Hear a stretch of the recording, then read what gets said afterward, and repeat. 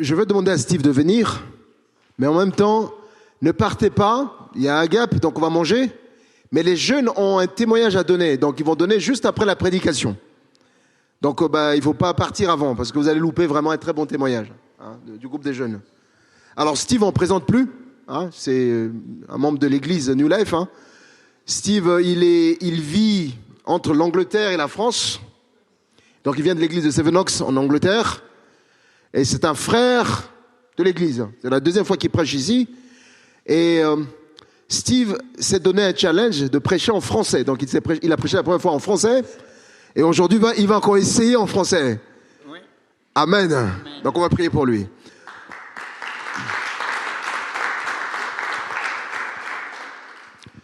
Seigneur, merci pour la parole que tu as mise sur le cœur de Steve pour ton église ici. Nous te bénissons, Seigneur, parce que tu veux nous parler. Donne-nous, Seigneur, à être attentifs à ce que tu veux nous dire ce matin. Nous te bénissons, Seigneur.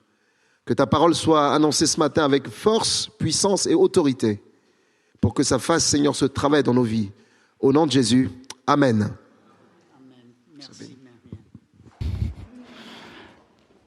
Marianne. Merci, Marianne. Comme il a dit, j'essaie de prêcher en français. C'est pas naturel pour moi. Et j'ai préparé beaucoup de notes, mais je dois commencer avec une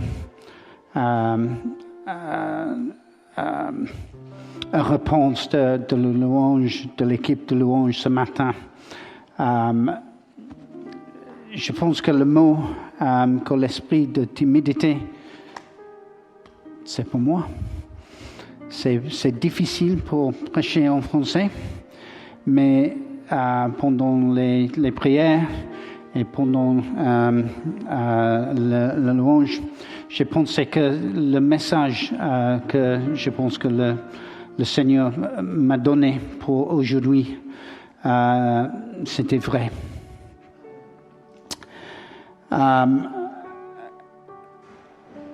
Je veux présenter ma femme, Ali. Comme Marianne a dit, nous passons 6 mois en France, 6 mois en Angleterre. Et nous sommes un part d'une église Newground à Seven Oaks. C'est un peu sud-est de Londres. Et nous connaissons beaucoup de vous, entre vous. Nous étions part de l'église pendant 2 ans, mais il y a quelques nouvelles personnes depuis la dernière fois que j'ai prêché.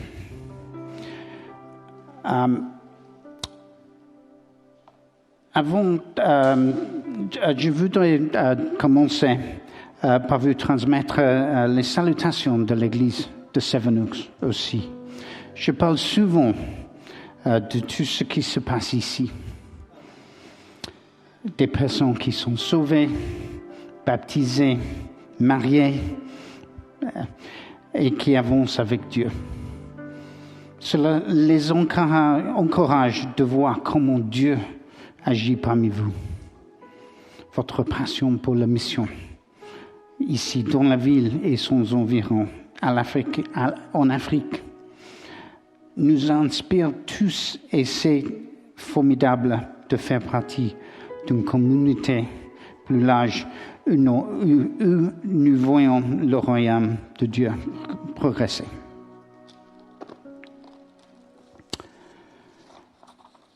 À Seven Oaks, nous voyons aussi de nouvelles personnes rejoindre notre communauté. Et nous avons récemment mis en place une deuxième culte le dimanche. Nous travaillons avec plusieurs organisations locales pour soutenir une banque alimentaire, accueillir des travailleurs de la santé qui s'occupent de jeunes enfants. Et nous sommes sur le point de créer une nouvelle association caritative qui s'occupe d'enfants ayant besoin d'une thérapie. Nous partageons de nombreuses similarités avec nos fondements, donc qui est Jésus, notre amour pour lui, notre amour pour les autres et notre désir d'éteindre nos communautés.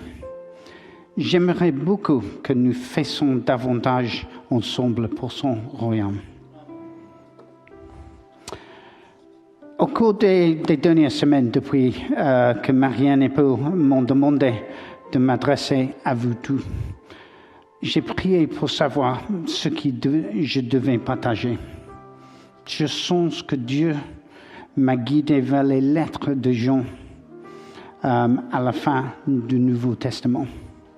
Et en particulier, un Jean, la première épître.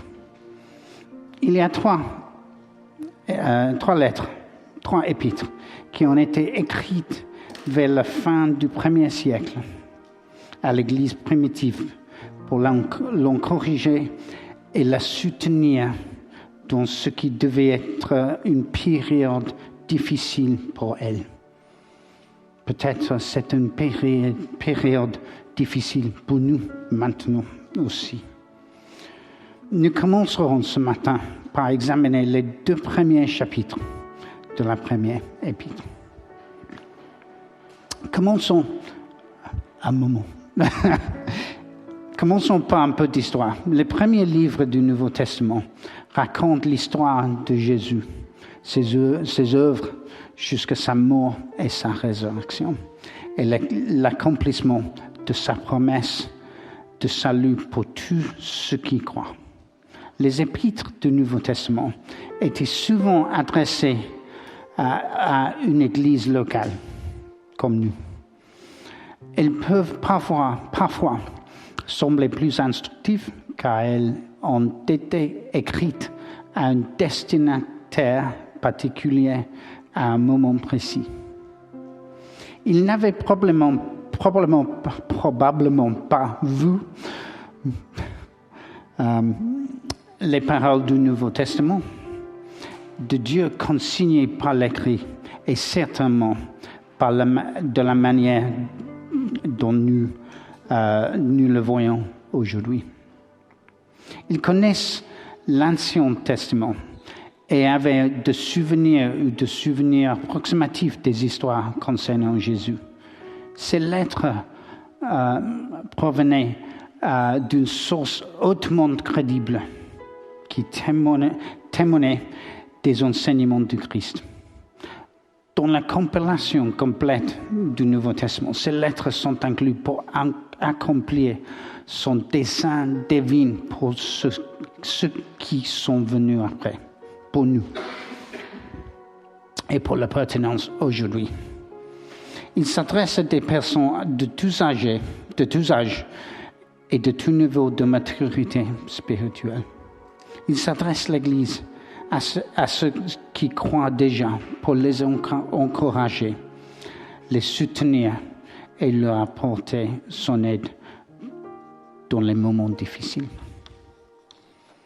Commençons par examiner la première lettre.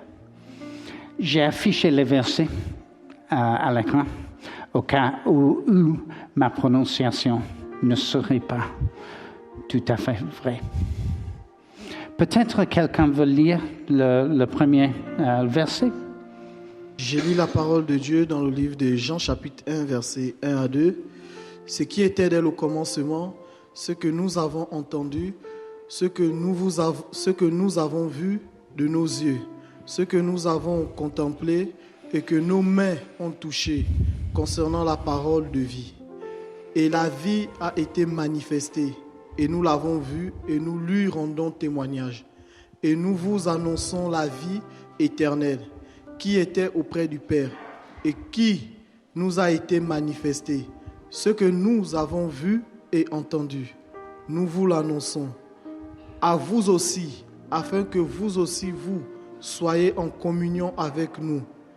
Or, notre communion est avec le Père et avec le Fils Jésus-Christ. Et nous écrivons ces choses afin que notre joie soit parfaite. La nouvelle que nous avons apprise de lui et que nous vous annonçons, c'est que Dieu est lumière et qu'il n'y a point en lui des ténèbres. Et si nous disons que nous sommes en communion avec lui et que nous marchons dans les ténèbres, nous mentons et nous ne pratiquons pas la vérité. Mais si nous marchons dans la lumière, comme il est lui-même dans la lumière, nous sommes mutuellement en communion et le sang de Jésus-Christ, son Fils, nous purifie de tout péché. Amen. Amen.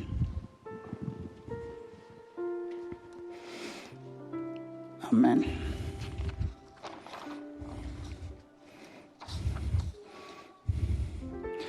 Jean partage avec l'Église sa communion réelle avec Jésus. Résumons le message du sacrifice de Jésus pour pardonner nos péchés en disant à l'Église qu'elle ne peut pas marcher sans sa lumière. Nous avons chanté ce matin, Christ est roi, il est la lumière. Il nous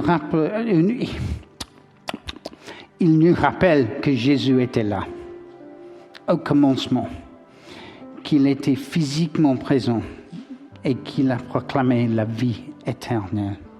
Cette promesse de vie éternelle est proclamée afin que nous puissions être en communion avec le Père, le Fils et le Saint-Esprit.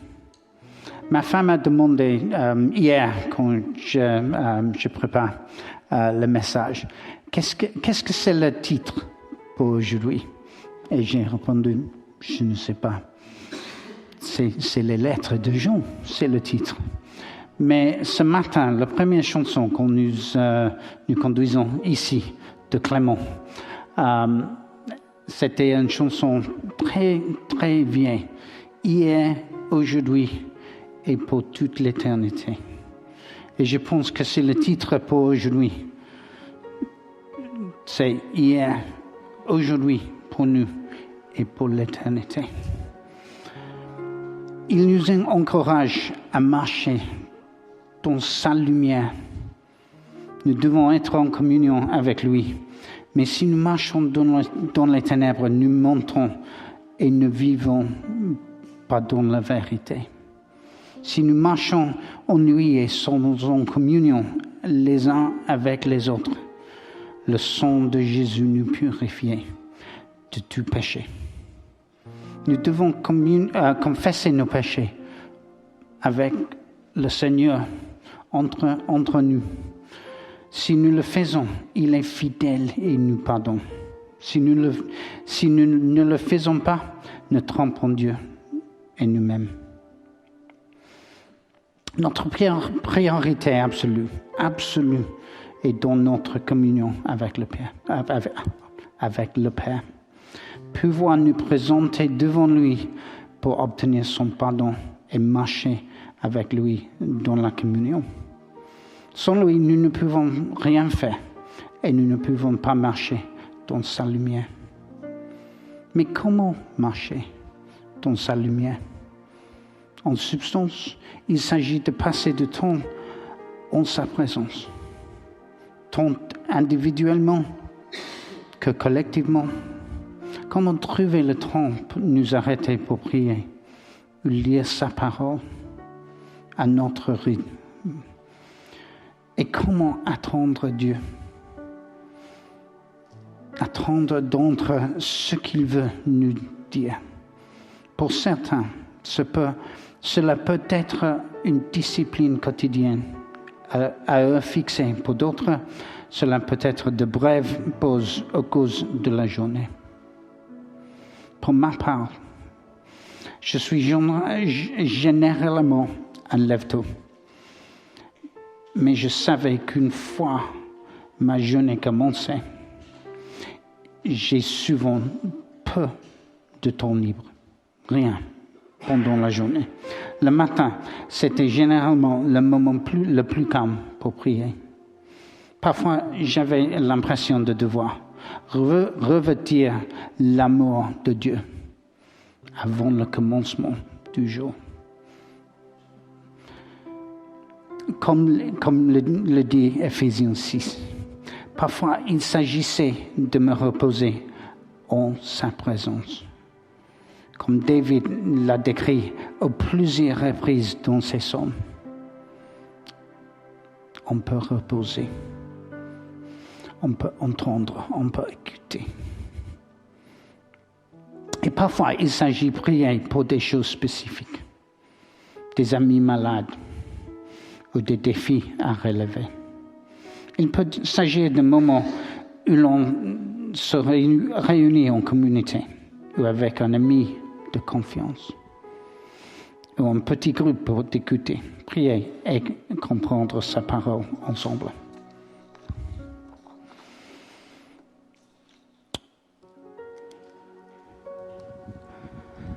Jean chapitre 2, versets 3 à 11.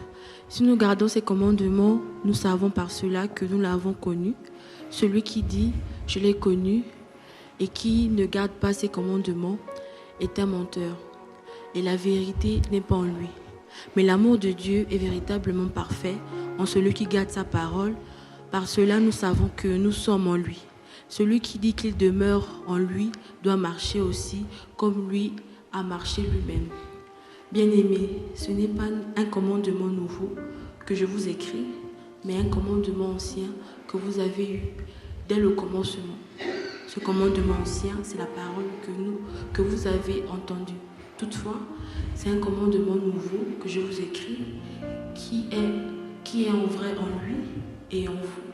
Car les ténèbres se dissipent et la lumière véritable paraît déjà.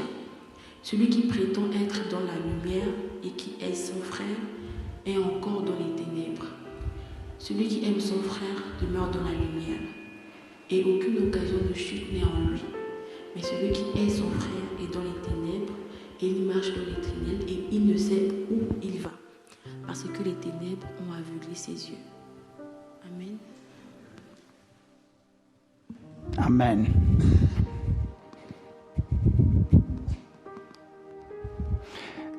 J'ai pensé pour ce matin, c'est très important pour partager les mots de Dieu.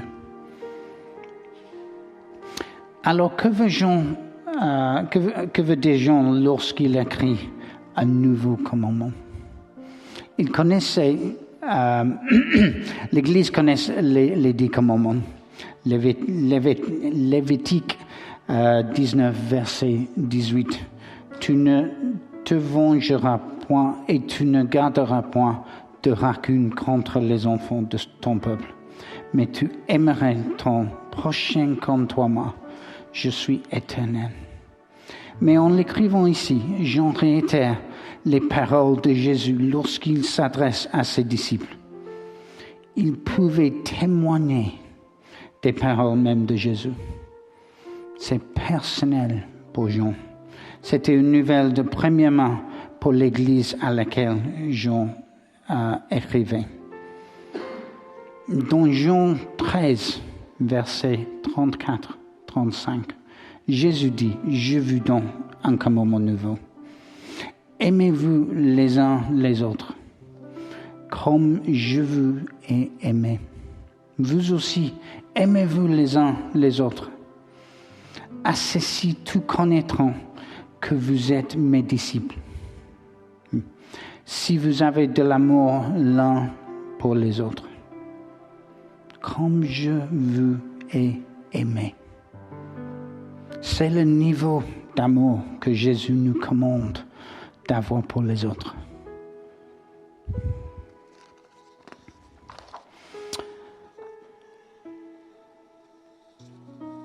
C'est un bas niveau, très haut.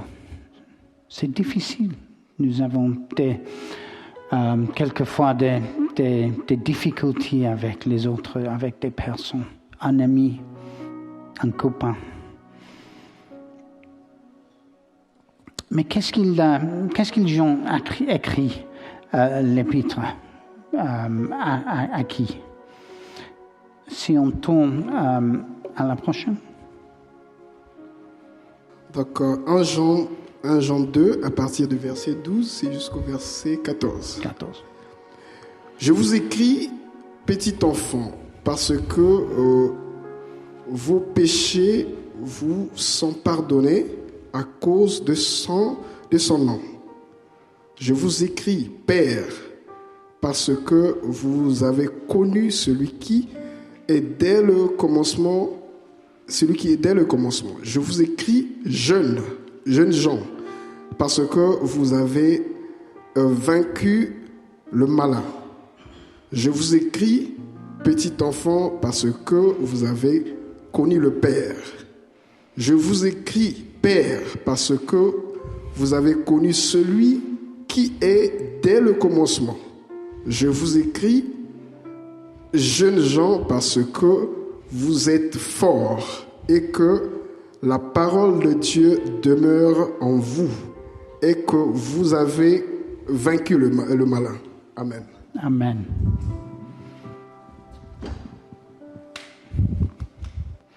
Il écrit à tous, à nous tous. Mais pourquoi Jean s'adresse les trois coudes? S'agit d'une signification littérale pour les enfants, des pères, des jeunes hommes? Est-ce que figuratif?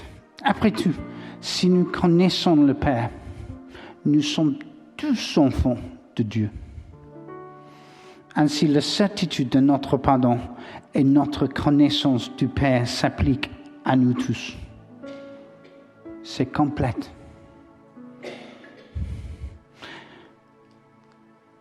Croyons-nous vraiment que nos péchés sont pardonnés et qu'il n'y a rien de notre passé que ne puisse être pardonné si nous confessons nos péchés?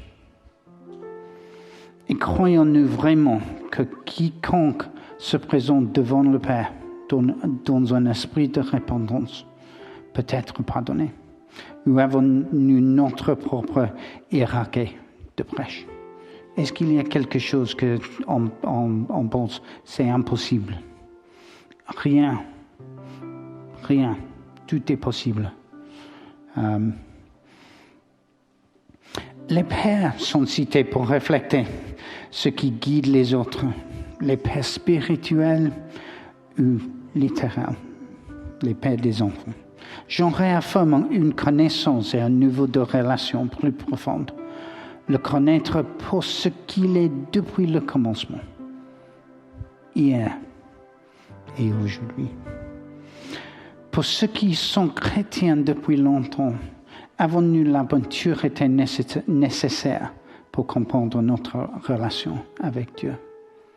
Est-ce que la relation un peu fatiguée, un peu normale, nous essayons de faire tout dans notre force, par la force de Dieu? Et pour les jeunes hommes, moi inclus, non, il reconnaît les combats que vous menez, vos efforts de vivre selon la parole de Dieu, et pour surmonter les luttes et les adversités du malin. Bien que j'en fasse ici référence à différentes générations, je pense que nous nous retrouvons tous à un moment ou à un autre dans l'une de ces trois catégories. Mais j'en reflète également la diversité des personnes au sein de l'Église. C'était un besoin de savoir que les péchés sont pardonnés et que Christ est Seigneur. D'autres seront confrontés à des situations dans lesquelles Dieu doit guider son crainte, prière du Seigneur. Et d'autres moments, nous devons guider les autres grâce à notre compréhension approfondie de qui est Dieu. Je réfléchissais à ces dernières remarques qui s'adressent aux jeunes hommes ou aux jeunes en général dans le monde d'aujourd'hui. Les défis actuels ne sont pas tout nouveaux, mais l'accès à la tentation sous toutes ses formes est probablement plus facile à trouver et plus accessible que jamais. De même, la pression du monde, ici en Occident, sont omniprésentes. Matérialisme, désir d'acceptation, les normes sociales, l'identité sexuelle, par exemple. Jean nous rappelle que grâce au Père, nous pouvons surmonter ces choses. Dans le contexte de la communion fraternelle au sein de l'Église, avons-nous suffisamment confiance en les autres pour partager, en prier ensemble lorsque nous sommes confrontés à telle situation? Je vous encourage, si vous ne faites pas une part un groupe de vie, par exemple, à en rejoindre. Cela nous aide à renforcer nos relations et à développer notre dépendance les uns avec les autres. Que nous nous considérons comme des enfants spirituels, des jeunes, des mères, des pères, cela nous permet également de grandir spirituellement dans un cadre multigénérationnel. Dieu n'a pas voulu que nous faisions cavalier seuls, mais que nous faisons partie d'une communauté de tous âges.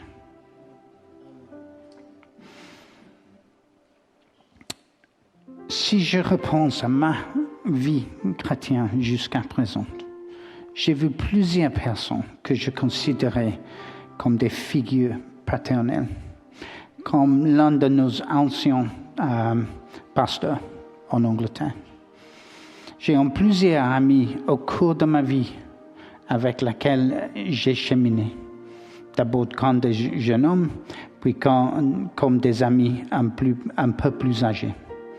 Et avec le temps, en tant que parents de nos enfants et d'autres enfants, je me suis rendu compte que j'étais capable de guider et de conseiller les autres. Tout en continuant à côtoyer les personnes plus âgées et plus âgées. Nous avons une force en Christ et nous sommes unis dans l'esprit et à travers la communauté.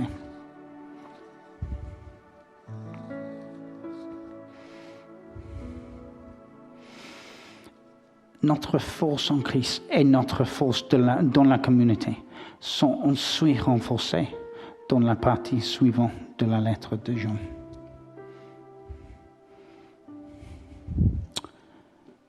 Les prochains versets. Ouais. D'accord. N'aimez point le monde, ni les choses qui sont dans le monde. Si quelqu'un aime le monde, l'amour du Père n'est point en lui, car tout ce qui est dans le monde, la convoitise de la chair, la convoitise des yeux et l'orgueil dans la vie, ne vient point du Père, mais vient du monde. Et le monde passe, et sa convoitise aussi. Mais celui qui fait la volonté de Dieu demeure éternellement. Petits enfants, c'est la dernière heure. Et comme vous avez appris que Christ vient, il y a maintenant plusieurs antéchrists. Par là, nous connaissons que c'est la dernière heure. Ils sont sortis du milieu de nous, mais ils n'étaient pas des nôtres. Car ils avaient été des nôtres, ils seraient demeurés avec nous. Mais cela est arrivé afin qu'il soit manifesté que tous ne sont pas des nôtres. Amen.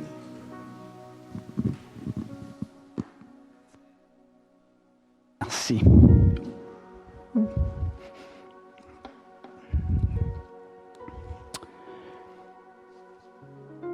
Il est intéressant de noter ici que Jean utilise le mot grec cosmos pour parler du monde. En l'utilisant, il ne fait pas référence au merveilleux du monde créé par Dieu. Matthieu 5 utilise géo pour parler de l'héritage de la terre. Nous avons parlé au chanté aujourd'hui de la terre de Dieu. mais plutôt au sens, pour ça, le cosmos dans le Nouveau Testament, d'un système ordonné des affaires terrestres et de la société humaine, des systèmes politiques. Ça a été une bizarre week avec les politiques en France, en Angleterre, en États-Unis, tout le monde. C'est juste incroyable. Les normes sociales, des modèles économiques, c'est aussi bizarre cette semaine. Voire d'un système déchu qui s'oppose de Dieu. Un peu de témoignage de moi. Lorsque je travaillais en Angleterre, j'étais directeur au sein du Service national de santé britannique. À de nombreuses reprises, je participais à des réunions avec des personnes ayant des intérêts et des points de vue très divers. Ces points de vue étaient parfois professionnels, parfois personnels, mais ce qui ressortait souvent, c'était l'égoïsme des individuels. C'était difficile pour moi en français pour prononcer l'égoïsme. Peut-être était-ce la priorité accordée à la recherche du profit ou le désir d'évoluer et d'être reconnu. Il y a beaucoup de nous qui travaillent dans le monde. Nous avons beaucoup d'opposition, de choses, des conflits. Et pour nous, pour moi, ici, peut-être les gens ou les patients pouvaient dire, les médecins peuvent tout réparer. Peu importe ce que je fais de ma vie, quelqu'un d'autre pourra ramasser les morceaux. Quelqu'un peut fixer. Un humain peut fixer. Mais c'est pas vrai. Et pour ma part, je pouvais être en plus agacé par ce genre de comportement ou par leur incapacité à voir les choses dans leur ensemble.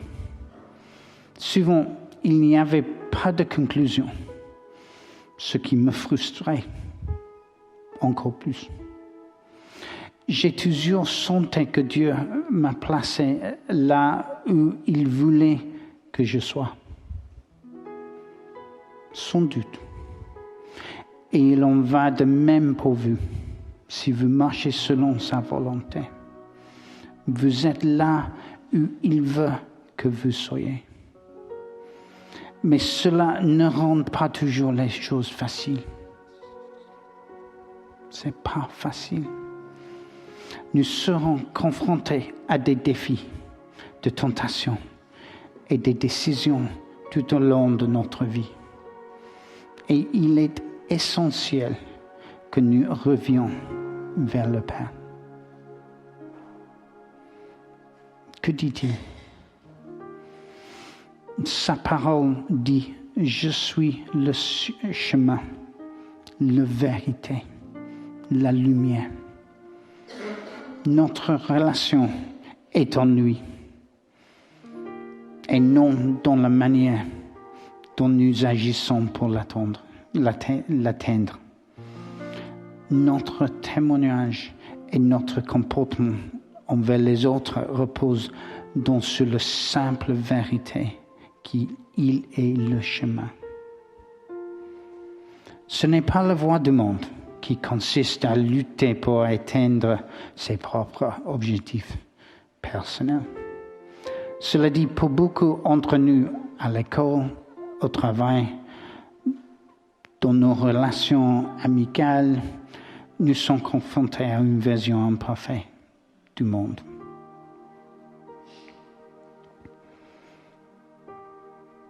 La communion nous ramène à celui qui détient toutes les réponses, soit dans ses paroles dans la Bible, soit à travers les paroles qu'il nous adresse.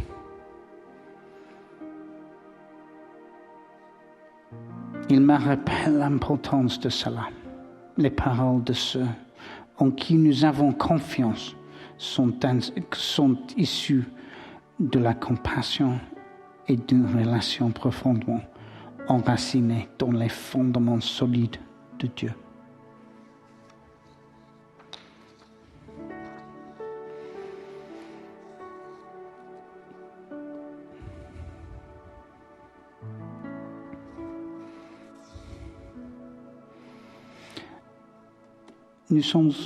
C'est bon pour 5 minutes? Oui, le déjeuner attend. D'accord. Le dernier verset.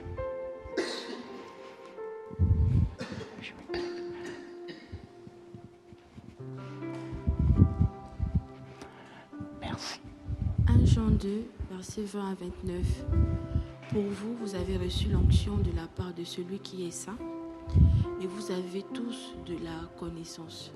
Je vous ai écrit, non que vous ne connaissiez pas la vérité, mais parce que vous la connaissez, et parce qu'aucun mensonge ne vient de la vérité. Qui est menteur, sinon celui qui nie que Jésus est le Christ? Celui-là est l'Antichrist qui nie le Père et le Fils. Quiconque nie le Fils n'a non plus le Père. Quiconque se déclare publiquement pour le Fils a aussi le Père. Que ce que vous avez entendu dès le commencement demeure en vous. Si ce que vous avez entendu dès le commencement demeure en vous, vous demeurez aussi dans le Fils et dans le Père. Et la promesse qu'il nous a faite, c'est la vie éternelle. Je vous ai écrit ces choses au sujet de ce qui vous égare. Pour vous, l'onction que vous avez reçue de lui demeure en vous. Et vous n'avez pas besoin qu'on vous enseigne. Mais comme son onction vous enseigne toutes choses, qu'elle est véritable et qu'elle n'est point un mensonge, demeurant en lui selon les enseignements qu'elle vous a donnés. Et maintenant, petit enfant, demeurant en lui, afin que lorsqu'il pénètre, nous ayons de l'assurance et qu'à son avènement, nous n'ayons pas la honte d'être éloignés de lui. Si vous savez qu'il est juste, reconnaissez que quiconque pratique la justice est né de lui. Amen. Merci.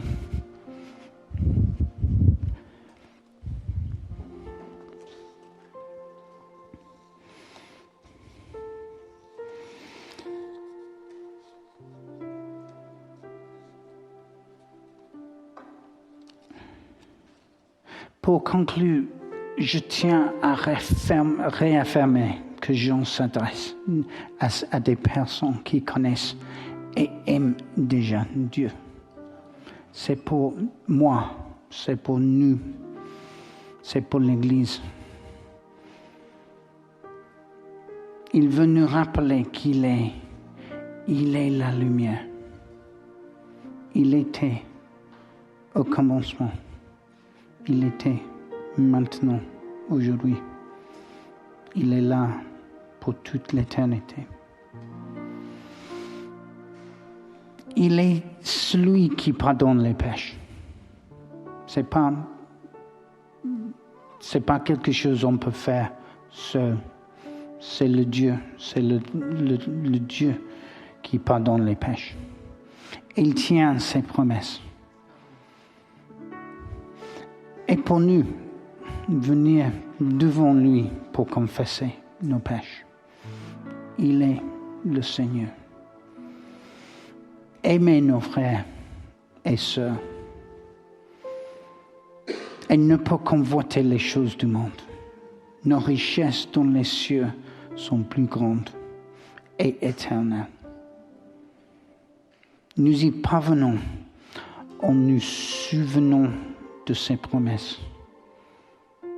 C'est la roche pour nous. Nous souvenons que nous sommes en parlaissant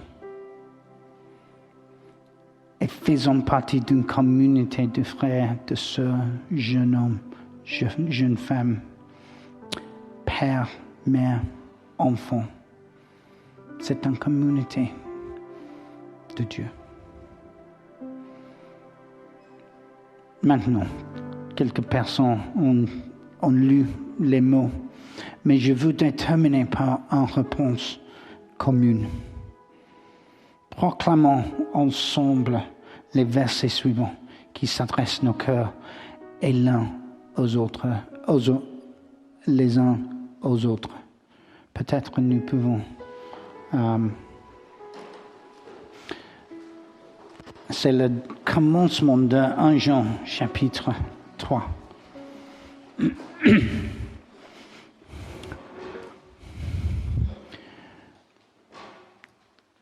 Voyez quel amour le Père nous a témoigné pour que nous soyons appelés enfants de Dieu. Et nous sommes. Si le monde nous connaît, c'est qu'il l'a connu. Bien-aimés, nous sommes maintenant enfants de Dieu. Et ce que nous serons n'a pas encore été manifesté. Mais nous savons que lorsqu'il s'apparaît, nous serons semblables à lui, parce que nous le verrons tel qu'il est. Quiconque a cette espérance se purifie, comme lui-même est pur. Amen. Amen. C'est mon cœur pour vous aujourd'hui. Et que Dieu vous bénisse tous pour la semaine à venir. Si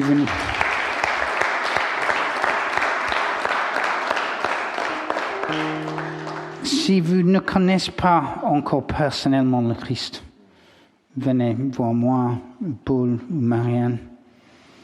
Si vous souhaitez prier, venez trouver quelqu'un avec qui prier. Merci à tous et bénisse. Une chanson.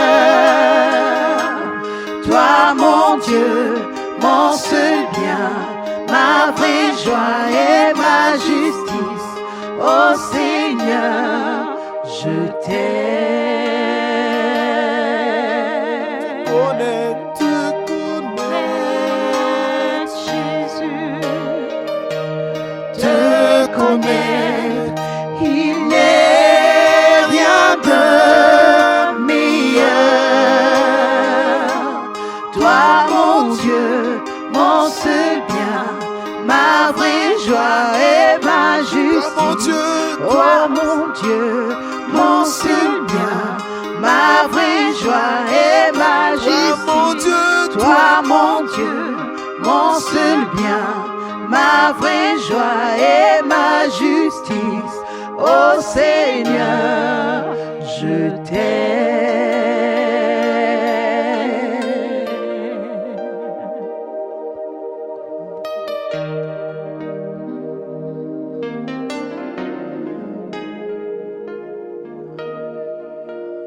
On va peut-être tous prier ensemble.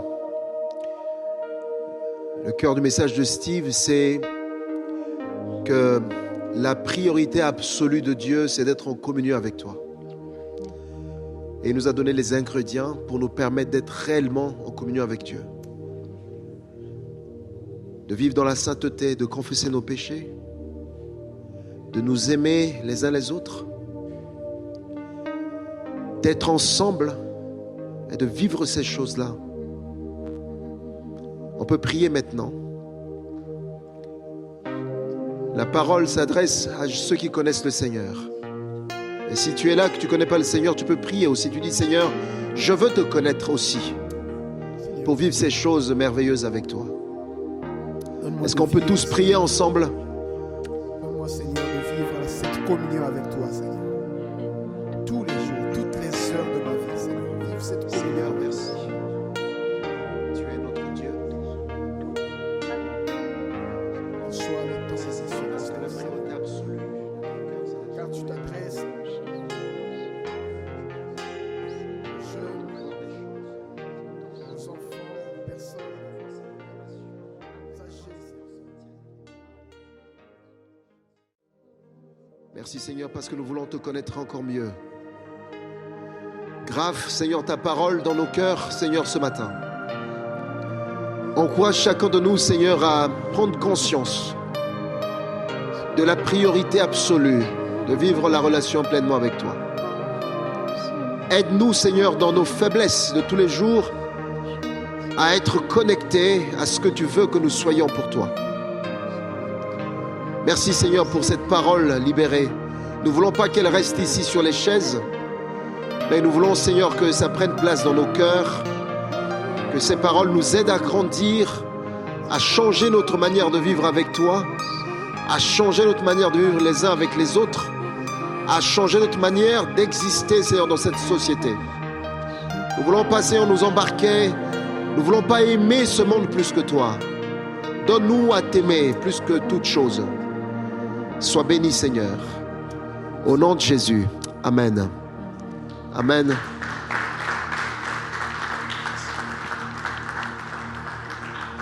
Le culte est fini. Donc on va manger en fait. Je pense qu'on a tous faim.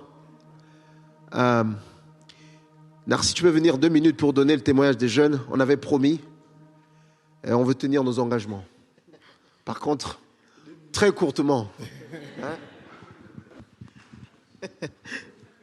Bonjour peuple de Dieu. J'ai été mandaté par le responsable des jeunes. C'est pas moi. C'est Ephraïm. Je veux témoigner pour ce que le Seigneur fait au milieu des jeunes. Il y a de cela 5 ans en arrière, je crois, que le groupe de jeunes a commencé. Et nous avons eu dans ces 5 ans quand même 2 années de Covid. Puis nous avons été suivis par Paul. Alors le groupe des jeunes a commencé, on était peut-être 4 jeunes. C'était assez difficile, on a bien ramé. Puis après, on a eu les 2 années de Covid qui ont été très difficiles. On a eu aussi des frères qui après sont venus, mais après ils ont juste fait 1 année, ils sont partis. Et alors on a repris le groupe de jeunes, je dirais en août 2022. Et avec Paul qui nous dirigeait, le Seigneur mettait ses marques. Petit à petit, on prenait nos marques, on prenait des responsabilités avec Ephraïm, Candice, Arnold, ils sont arrivés. Et c'était très, très compliqué au début. Mais nous, on ne savait pas où on partait vraiment, mais on avait juste la foi. Et c'est cette foi-là qui nous conduisait. Et on venait. Et à un moment, on s'est retrouvés, on était un peu... Moi, personnellement, je me posais des questions sur le groupe de jeunes parce que le temps passait, 2023 était là. Le nombre de jeunes n'augmentait pas. Et notre manière de vivre la vie spirituelle, je trouvais qu'il manquait quelque chose. Mais je ne savais pas que Dieu était en train de nous préparer à quelque chose. Et lorsque je me posais ces questions, le Seigneur va me dire d'aller lire Ésaïe 60, verset 22. à cette période, j'avais juste cru, moi, de façon personnelle, à cette parole. Je ne l'avais pas partagée avec quelqu'un. Et le verset dit, « Le plus petit deviendra un millier et le moindre une nation puissante. Moi, l'Éternel, je hâterai ces choses en leur temps. » Et le temps est passé en 2022 avec Ephraim, les autres, Nercia, Charlène, Ariel. On va décider de mettre en place un programme. Donc on dirige maintenant le groupe des jeunes seul. Il faut faire face à nos responsabilités. Et là, on va diriger le groupe et on va mettre en place un programme. Et pendant ce programme, on va à la rentrée prier. Et lorsqu'on a prié, on avait vu ce jour la main de Dieu. Et on a organisé des événements où on a des témoignages aujourd'hui dans nos vies et dans la vie de nos frères et sœurs. Mais le groupe ne grandissait pas, on était toujours 10 à maximum. Et je disais, Seigneur, Ephraim, Candice, on se retrouvait, très souvent on se retrouve à 3 et on priait et on se posait des questions, Seigneur, comment on va faire le groupe? On a l'impression que ça ne grandit pas. Et hier, vendredi, Ephraim et Candice, on s'est retrouvés parce qu'on a organisé un repas hier. Et pendant qu'on était en train d'organiser le repas, Ephraim me disait, Narcisse, les choses ont changé. Je disais oui, les choses ont changé. On était là, on riait, on racontait. Mais ce que je veux dire, c'est que pendant ces années, Dieu nous a préparés pour accueillir d'autres personnes. Et je peux vous assurer que les personnes que nous, on a accueillies aujourd'hui dans le groupe de jeunes, moi personnellement, j'étais surpris, mais ces personnes ont tellement une belle maturité que je me suis dit, si demain on dit on n'est plus responsable, le groupe des jeunes va fonctionner. Et on est parti des 10. Hier, nous étions 20 à la réunion des jeunes. Nous étions 20 à cette réunion. Et je voulais témoigner ce matin parce que Dieu est fidèle. C'est une belle œuvre qui a commencé, on n'était pas nombreux, mais je vois la main de Dieu et j'ai dit merci au Seigneur. Et je crois que Ephraim aussi, il est content, il est fier. Et vraiment, j'ai compris que ce n'était pas d'abord le nombre, mais que Dieu voulait nous préparer pour être plus mature, pour pouvoir accueillir aussi ces personnes qui aujourd'hui sont avec nous, qui ont une très belle maturité, comme je disais, et avec qui, hier, quand on a prié, j'ai fait des réunions de jeunes ici, mais je n'ai jamais fait une réunion où non seulement il y a autant de monde, mais il y a autant de paroles de connaissances. Des jeunes remplis du Saint-Esprit, remplis. J'étais hier émerveillé. Hier, je ne priais même pas, j'étais tellement étonné que je rends gloire au Seigneur. Et je sais que si on a commencé cette rentrée avec ce niveau, c'est que toute l'année sera magnifique. Et nous allons inviter d'autres jeunes. Et si vous connaissez des jeunes qui veulent servir le Seigneur, n'hésitez pas. Aujourd'hui, on n'est plus le nombre qu'on était hier. On est quasiment 20 et ça fait 20 personnes capables de porter des vies, 20 personnes capables de prier pour les autres. Et je voulais rendre gloire au Seigneur pour ça. Que Dieu nous bénisse.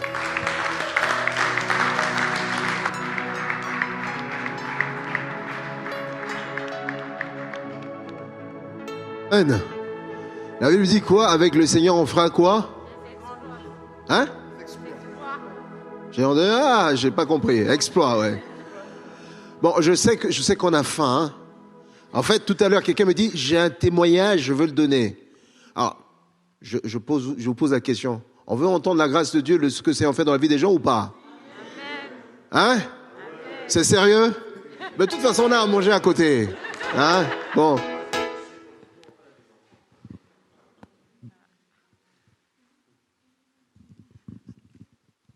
Allô? Pardon? Oui, ça ne dérange pas. Oh bon, je voulais juste rendre gloire à Dieu ce matin, car il m'a fait grâce. J'ai eu 1 an de plus, donc j'ai cette joie dans mon cœur. Et je voulais le remercier. Merci.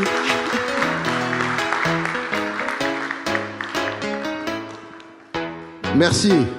T'es beaucoup plus efficace que Narcy, hein. En tout cas, bon appétit. Le repas, c'est à côté. Voilà, l'idée, c'est de manger tous ensemble. Et c'est des moments aussi où on peut profiter pour se connecter. S'il y a des personnes qui ne se connaissent pas vraiment, c'est l'occasion aussi d'échanger, de discuter, de se faire connaissance. Est-ce qu'il y a des gens qui sont là pour la première fois? Est-ce qu'il y a des gens qui sont là pour la première fois? Oui?